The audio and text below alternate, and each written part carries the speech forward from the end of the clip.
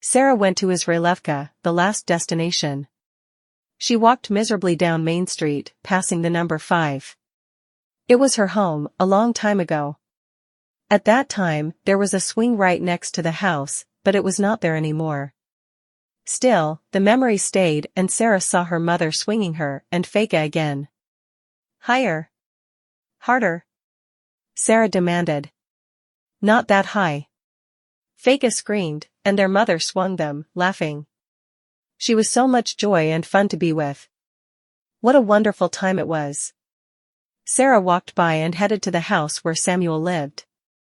Here it was, the door that closed behind her last time, the door she wasn't allowed to knock on for help. Don't come back to me. Reva's warning itched Sarah's heart. Sarah knocked. The door opened. A woman was gazing at Sarah with a question in her eyes. I'm looking for Hannah. She lived here before the war. Yes, she did, but then she ran away. And who are you? I'm her sister-in-law. Do you know where she is? She never talked to anybody. Before Fritz came, she was gone. Somehow, she knew what the Germans were going to do with all the Jews, and ran away. After the war, we received a letter from a farm woman. She was looking for relatives of a pregnant woman who died because of an abortion. She wrote that she found our address in her things, and sent her passport to us. For some reason, the name was different. Wait here, I'll find it to you. In a couple of minutes, she came back, and gave Sarah a folded document. Indeed, it was Hannah's picture, with the name Maria written on it. Sarah's lips got wet and salty again. Thanks, she almost whispered. Sure. Also, a while ago, Abraham asked for her too. He lives a few blocks away from here. Ask him. He might know better. He's the only Jew that's left. I saw her the last time in Kharkov, Abraham said. Hannah was 30 years old when the Second World War started. She lived in the same room that her mother left her 2 years ago. Hannah inherited Reva's personality and spirit more than any of the other children. She was intelligent and well-educated, knew several languages, played the piano, and was a book lover. Israelevka was a small agricultural town, with no place for music or literature, so Hannah was not able to befriend anybody and was a loner. She lived a very private life and barely talked to anybody. She learned that the most reliable way to survive was to work in a field, so she sowed and gathered the harvest as everyone else. Even though Hannah seemed mysterious, the townspeople respected her because she was reliable, always equal to the task of hard labor, and never caused any trouble. Hannah was also very sneaky. She was puzzled by her mother's strange habit to wear only a certain black dress when she went outside. Hannah noticed a mysterious smile that appeared on Reva's face when she touched the dress collar. One night, Hannah discovered her mother's secret and stole a diamond, replacing it with a regular pebble. The news from the frontier about the Soviets' army failure and the German army's rapid movement toward Israelevka caused fear. However, the harvest of 1941 was better than ever, and the residents of Israelevka were more worried about not being able to gather the harvest on time without the men. Hannah looked around fearfully.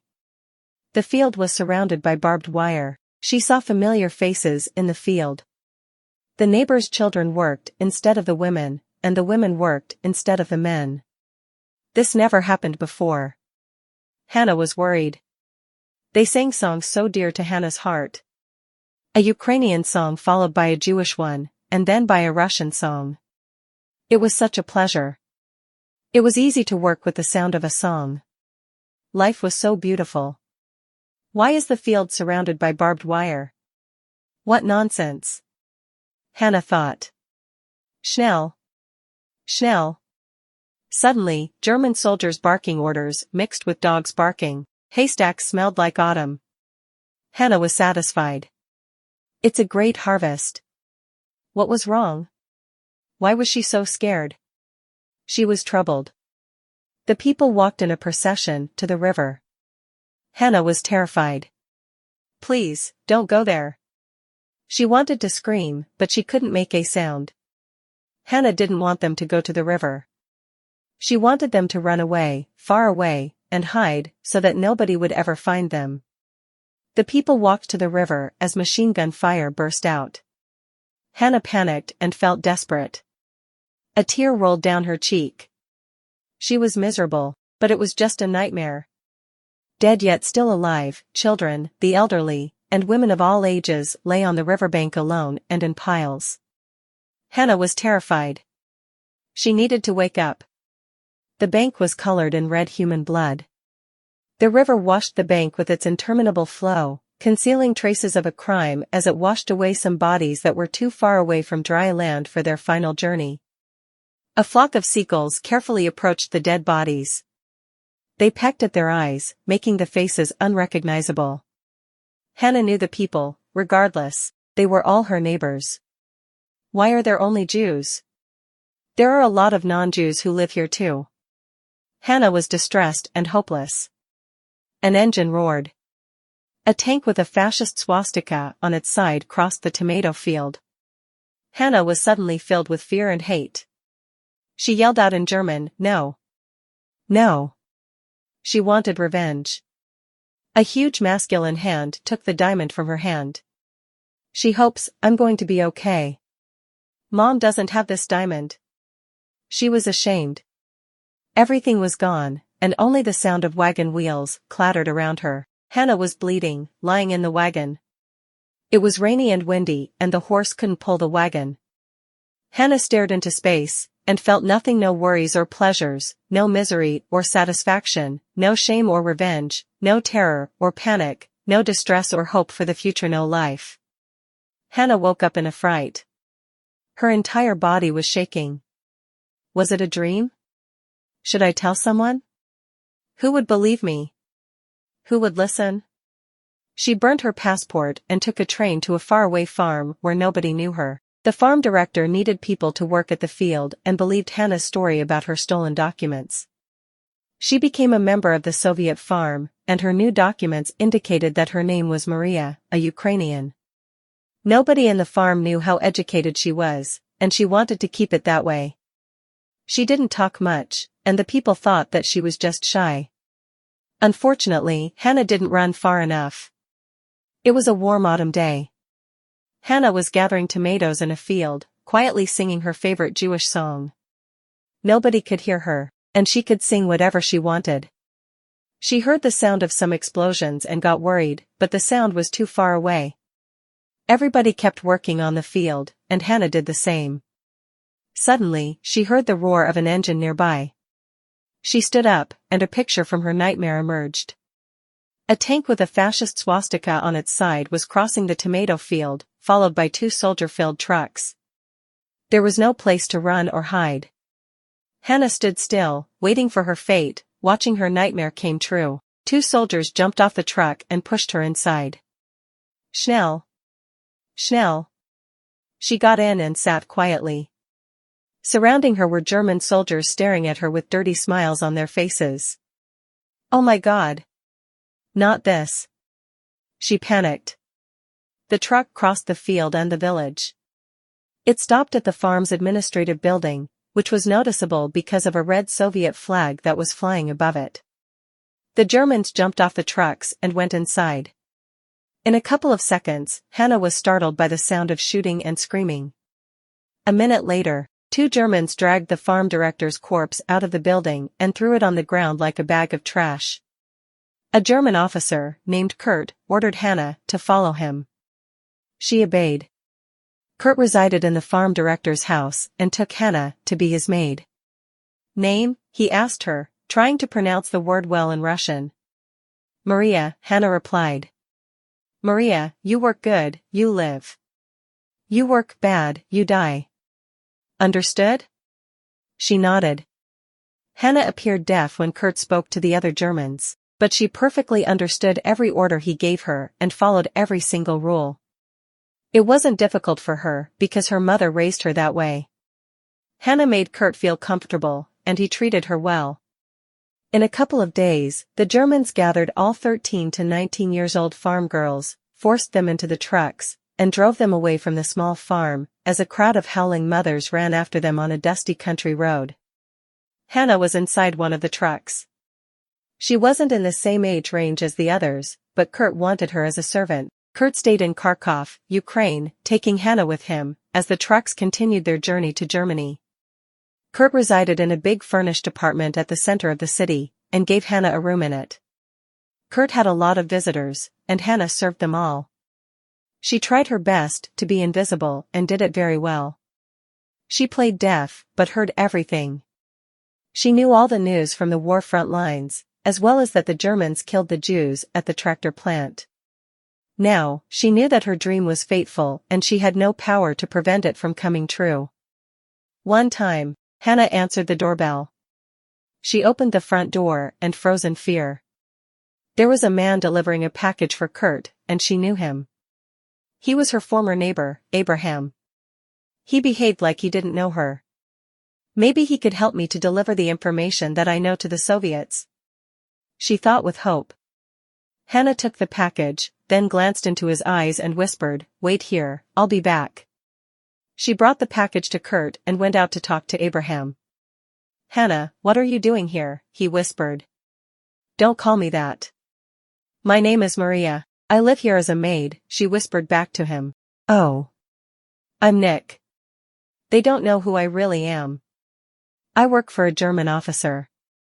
He was transferred from Israelevka to Kharkov, and he took me with him." "When was the last time you were in Israelevka?" Hannah asked. "A couple of months ago." "Do you know anything about the people?" "Yes, nobody is." "Maria." Kurt called Hannah. "Wait for me," Hannah whispered. "I'll be back. I need to tell you something very important." She went inside and carefully closed the door. When she returned, Abraham was gone. It was Hannah's birthday, and she felt very lucky because she heard news that the Soviet army was very close and the Germans were about to leave the city. She planned to run away from Kurt, but it wasn't time yet. Kurt wasn't home, and Hannah decided to make a small birthday celebration for herself. She opened a piano. It was a long time ago that Hannah had last played the piano, but she hadn't forgotten how to do it. She remembered a song her fiancé, who died so unexpectedly, wrote for her long ago. Her fingers touched the piano board and then flew like butterflies from one flower to another. She closed her eyes and sang the words. Her shimmering soprano made her sound like a heavenly bird, and she knew and enjoyed the sound of it. "Oh Hannah, you're so stunning, and you're humorous too, and your wit, it's so cunning, perfection would be jealous if perfection saw you. Your auburn hair flows as a gentle river, and your brown eyes, a deep forest nearby, your image is sure to make any being quiver, and think that their grief and troubles a lie. Your skin, a fair pink unmatched by the rose, and a dainty scent that seems to surround you. Your presence is a blessing to any such nose, and your breath would turn bright what once was so blue. Your lips must bear the taste of sweet wine, your voice is the beautiful music of birds.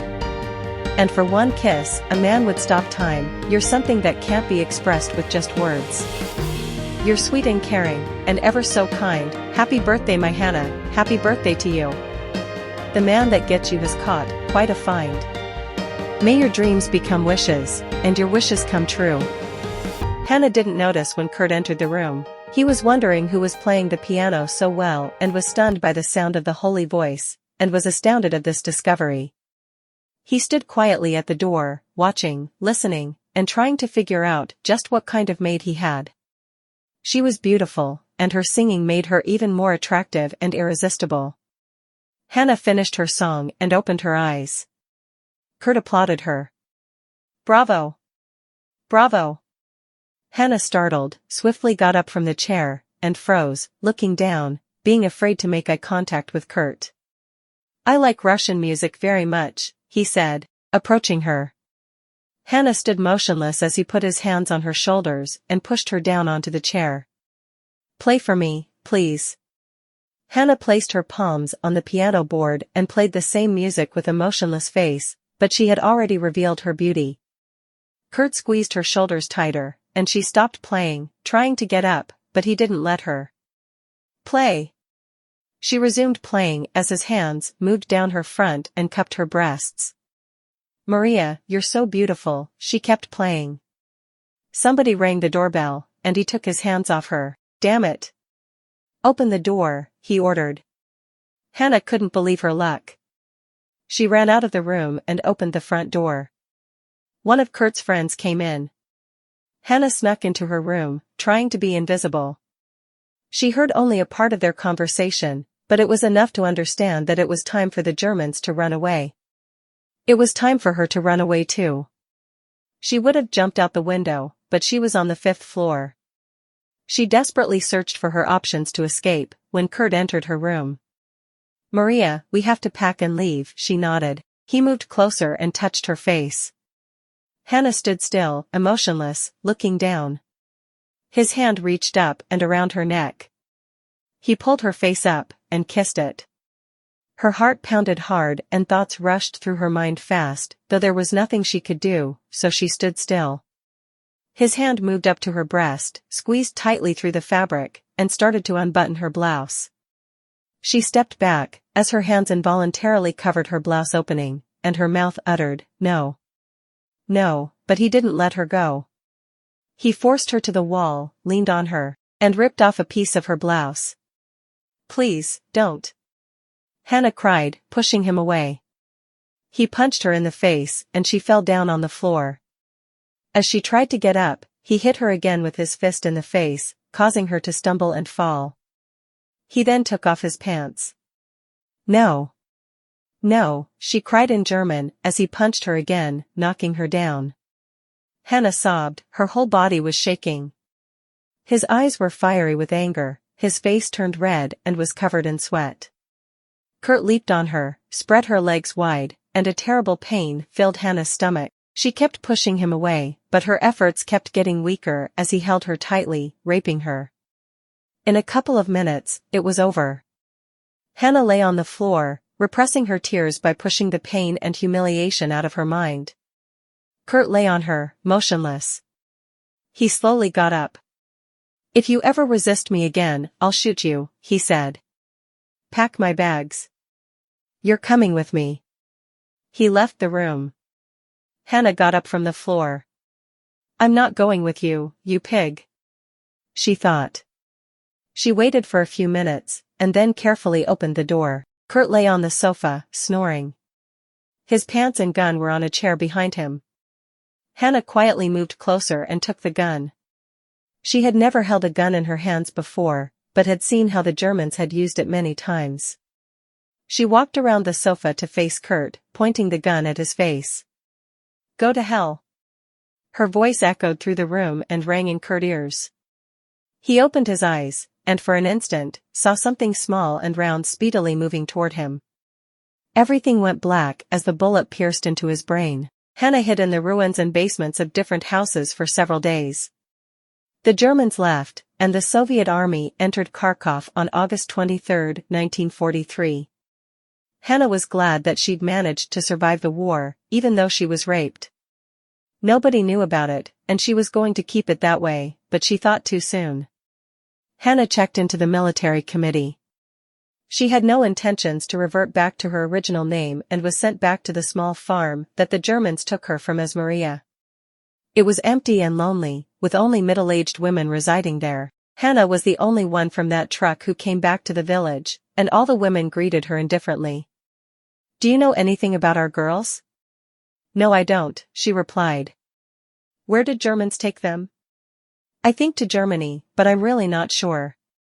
"But how did you manage to come back? Why didn't you take the other girls with you?" "I couldn't. I was separated from the girls in Kharkov the next day, after the Germans took them away. And I was only able to kill the German a month ago, and I ran away." Hannah thought she would be a hero, but the village women didn't trust her. "Of course. She is much older.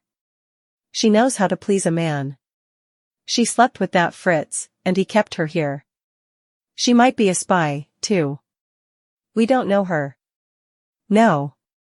We don't. She came to our village right before the war." "Yes, and she said that her documents were stolen." "Yes. She is a spy. Most likely it's because of her they took our babies away from us." Therefore, Hannah found herself isolated again. Soon, Hannah realized that she had missed her period.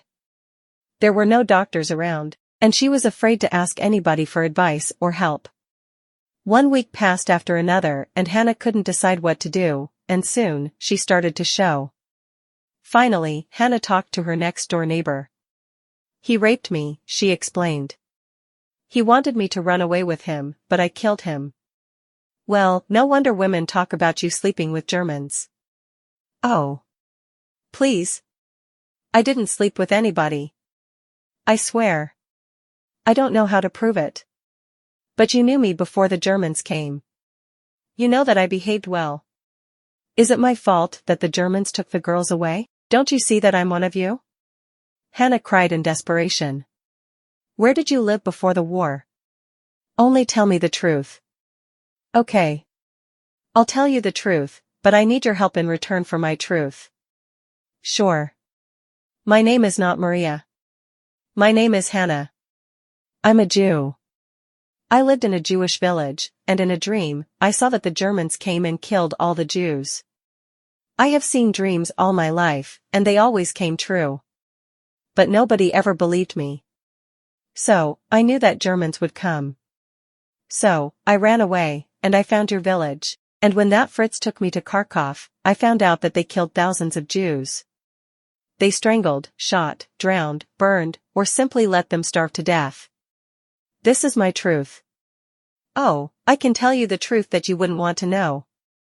Now, tell me, how is it possible that I slept with Germans who exterminated all my people?" The woman listened to Hannah, silently, and then said, "Are you sure you want to get rid of this baby?" "Of course I'm sure. I don't want people to call me names." "Well, yes. But listen.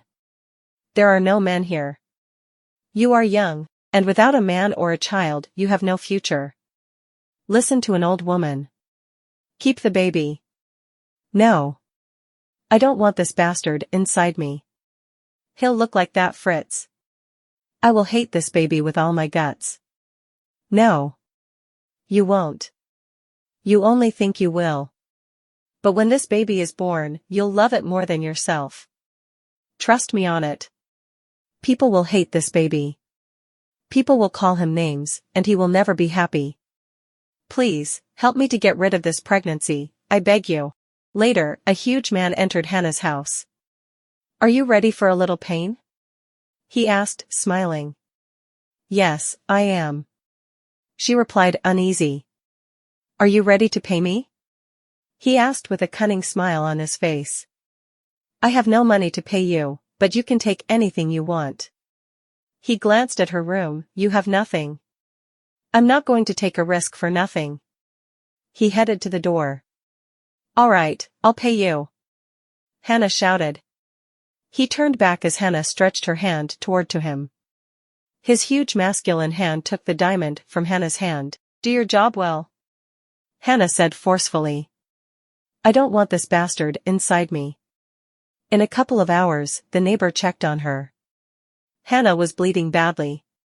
The neighbor helped Hannah into a wagon to take her to a nearby town hospital. It was a wet and windy day and the roads were flooded, so the horse pulled the wagon very slowly. It took them 3 hours to get to the hospital.